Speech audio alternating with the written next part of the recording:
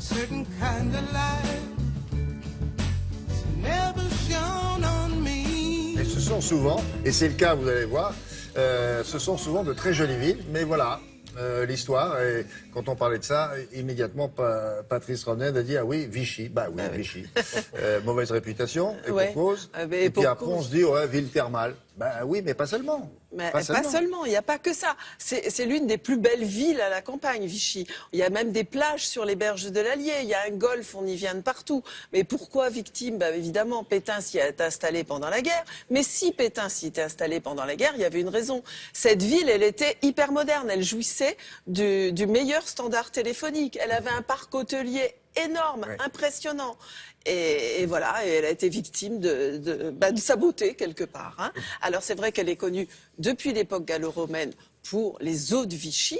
Et puis son essor, elle le doit à Napoléon III, qui a fait construire des villas belle époque, mais il y en a des centaines. C'est un festival d'architecture. Elle a un opéra parmi les plus beaux du monde, toujours avec une énorme programmation. Franchement, si vous voulez pas aller habiter à Vichy, je comprends pas là. Vichy, c'est un peu le Deauville de l'Auvergne, si vous voulez. Hein. Allez, je vous le fais découvrir.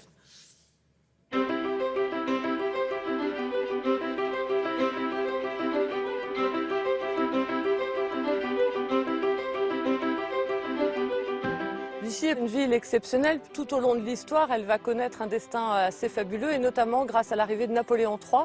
Il mise en fait sur cette ville pour concurrencer les grandes stations thermales allemandes de l'époque, avec en particulier la création de chalets qui bordent le parc. Napoléon Ier avait déjà joué un rôle puisque en 1812, c'est lui qui va décréter l'acquisition de terrains qui vont permettre la création du premier parc thermal, le parc des Sources. Alors l'eau de Vichy, en fait, ça n'est pas une seule source. L'eau de Vichy, c'est aujourd'hui 9 sources qui sont exploitées. Et sur le grand bassin de Vichy, on a plus de 120 sources. Les eaux de Vichy sont des eaux qui sont bicarbonatées sodiques. Ce sont des eaux que l'on utilise notamment dans le cadre de la rhumatologie, mais elles sont plus connues parce que c'était des eaux qui aidaient à la digestion. Et un verre d'eau de Vichy correspond à ce que vous trouvez aujourd'hui en pharmacie pour traiter des lendemains de fête. Il paraît que Vichy possède un trésor caché. Nous allons voir maintenant les anciennes cabines qui étaient pour les grands de ce monde, qui sont des cabines qui sont nées en 1903 lorsqu'est né le grand établissement thermal de Vichy.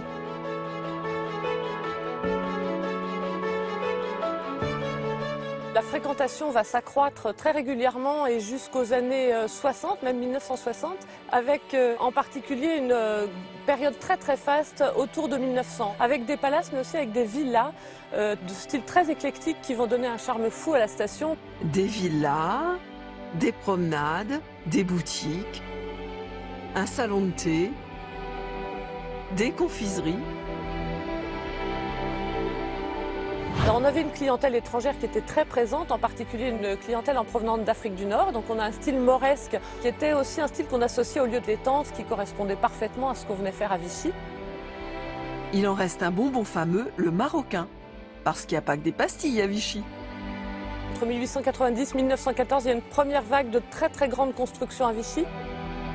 On retrouve sur les façades des styles néo-médiéval, néo-gothique, néo-renaissance, parce qu'on pioche dans les styles du passé et on a une espèce de mosaïque de styles très variés à Vichy.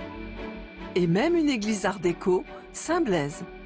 Béton armé à l'extérieur, mais décor flamboyant de fresques, de mosaïques, de vitraux à l'intérieur. C'est un véritable décor d'opérette, Vichy. D'opérette et d'opéra.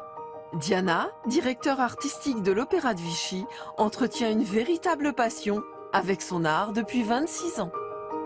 La première fois que j'ai poussé cette porte, comme je vous en parle maintenant, j'ai eu des frissons. Elle est, je crois, la seule salle de spectacle d'opéra en France de style Art Nouveau, ce qui est très frappant quand même. Ces couleurs or, ces motifs végétaux, tout ça c'est étonnant et je me suis tout de suite sentie bien dans cette maison.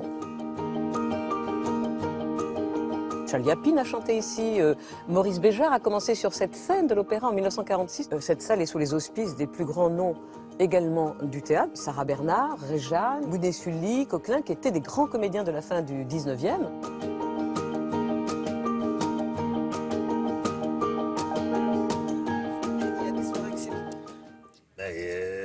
il était temps de découvrir ce théâtre. Quand même, ce théâtre est magnifique. Alors surtout, consultez notre site internet, vous aurez toutes les coordonnées de l'opéra et un petit peu de tout ce dont je viens de parler. Et vous aurez toute la programmation d'été à l'opéra, elle est exceptionnelle. Et je voulais vous parler d'un livre, c'est notre guide qui nous a accompagnés, qui l'a fait. C'est un livre remarquable qui raconte toute l'histoire des villas Belle Époque. Il y a une infrastructure hôtelière qui a survécu à tout ça. Oui. Il y a une chambre d'hôte remarquable qui est la demeure d'Hortense, par exemple, que j'ai eu déjà l'occasion de présenter ici. Il y a plein de petits restos, de bistrots, de salons de thé comme à la grande époque. C'est vraiment une ville chic. Tous les people venaient, les people ont qu'à revenir. Hein, oui, parce qu'on allait prendre les eaux, pas seulement les boire, mais on faisait trempouille dans la baignoire aussi. Le tsar faisait ça. Voilà. Donc le soir, ils allaient à l'opéra, tous ces gens. Oui, bien sûr. Voilà. Merci beaucoup, Marie-Do, d'avoir comme ça ressuscité, là aussi, Vichy. Allez, on continue.